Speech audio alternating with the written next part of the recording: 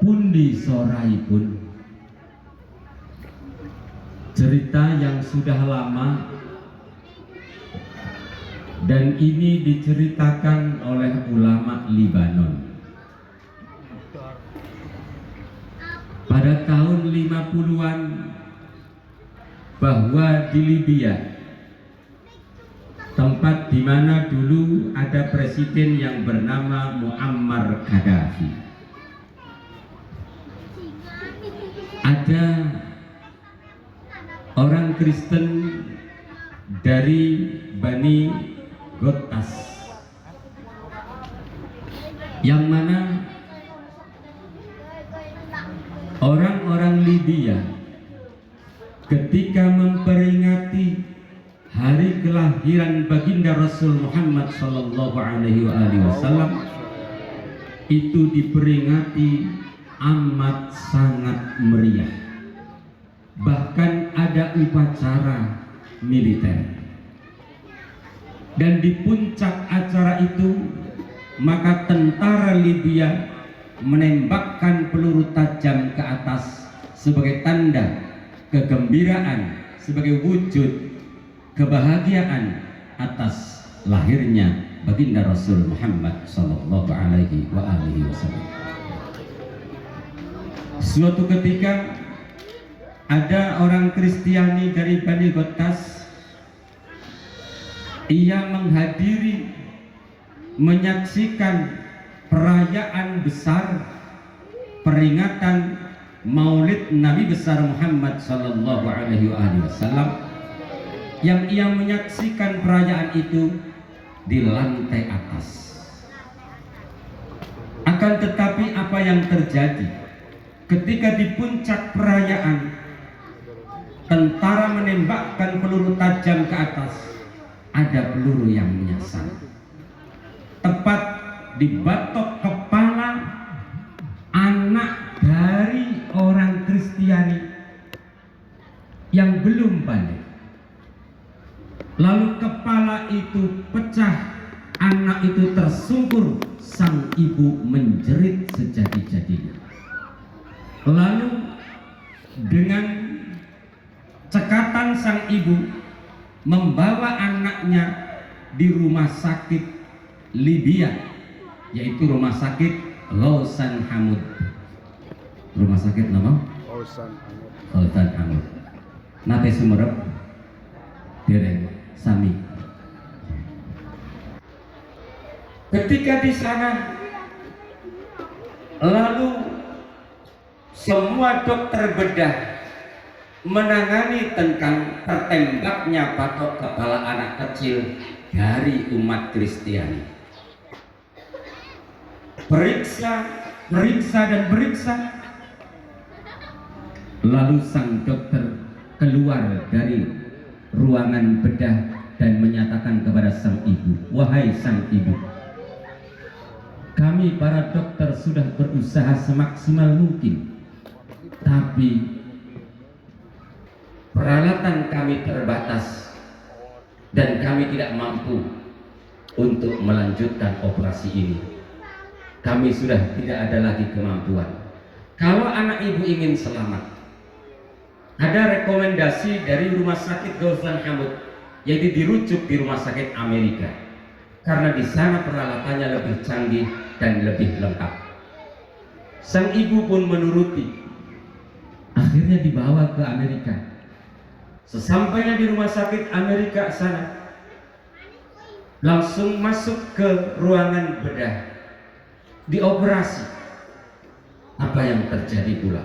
Walaupun peralatan lengkap, peralatan medis serba ada, serba canggih, pada saat itu kembali dokter keluar dari ruangan. Semua dokter keluar dari ruangan dan menemui sang ibu. "Wahai sang ibu, berdoalah kepada Tuhan, mudah-mudahan ada mukjizat." Sang ibu bertanya, "Wahai dokter, apa yang terjadi dengan anak kami?" "Mohon maaf ibu, hanya keajaiban, hanya mukjizat dari Tuhan," katanya. "Kami sudah berusaha semaksimal mungkin, Tapi prediksi dokter, anak sang ibu tidak kurang dari 24 jam ia akan hidup menghirup udara dunia ini. Sang ibu menjerit sejadi-jadinya. Ketika sang ibu menjerit, sang ibu pun menghardik kepada Nabi Muhammad. Ya Muhammad, aina anta? Ya Muhammad, aina anta? Wahai Muhammad, di mana kamu? Di mana kamu? Kau tadda'i nubuwah, engkau telah mengaku sebagai nabi. Undur ila ibnati, lihatlah anakku yang menjadi korban penembakan oleh umatmu fi yaumi ihtifali maulidik. Paham betul? Fi yaumi ihtifali maulidik. Paham betul? Betul. Dilawani ngotot-ngotot ora paham. Niki aja ngotot beleh. Fi yaumi ihtifali maulidik, wahai Muhammad, ini anakku menjadi korban penembakan oleh umatmu yang pada saat itu sedang merayakan hari kelahiranmu. Jadi menghardik kanjeng, nggak nyami kanjeng Nabi. Diken sawise ngomong kayak kuwi lemes. Ya Allah, anak wadone nyong anak siji-sijine. Ing mangka anak sing paling ayu, anaknya mung sijine, singgane anaknya 11 tulis sing ora ayu tapan belia temen, ayu siji pisan. Nggih. Anak lanang kabeh nembe duwe anak wadon siji ketembak. Niku sawise ngaten niku akhire mlebet nang ruangan badhe nemoni napa? Putrine. Apa yang terjadi pula? Ketika membuka pintu, subhanallah, keajaiban terjadi.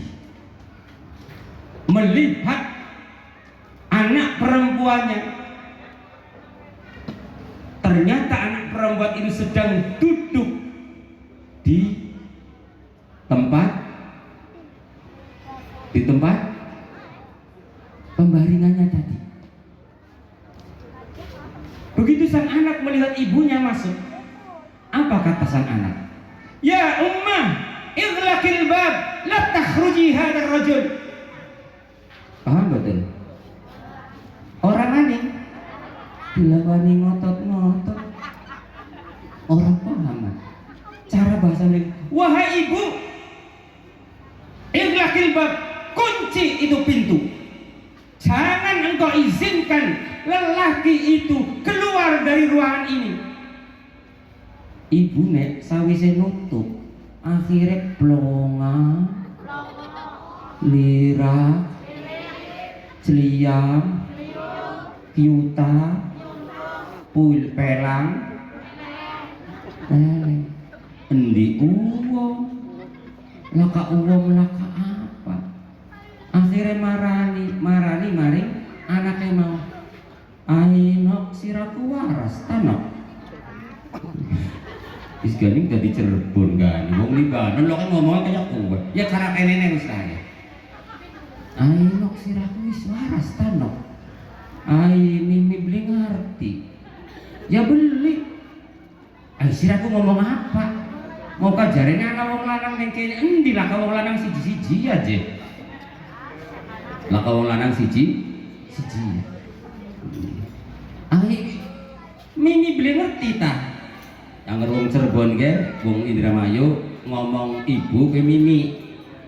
Angger bapak, mama. Angger bapak napa? Mama, angger ibu, mimi ke wong Cirebon, wong Indramayu. Mulane bener.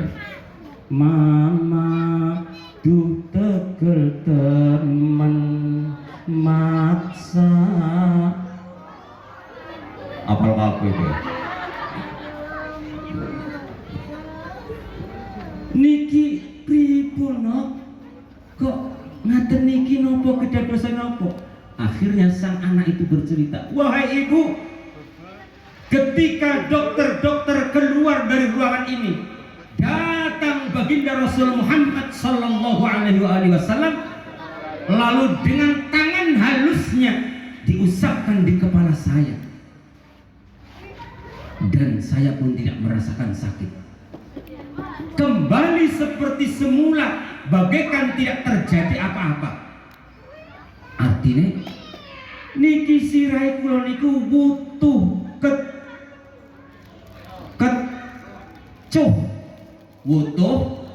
kecuh, butuh biar kayak apa anak kecuwe, kayak wong ngomong badek bi kayak apa anak ledreg karena udah bilamin dalik nih niku sasamune ngaten niku dos pundi. Anak itu bercerita, wahai ibu, Nabi Muhammad telah hadir. Dengan halusnya tangan Nabi Muhammad mengusapkan di kepala saya, yang semua bagai tidak terjadi apa-apa.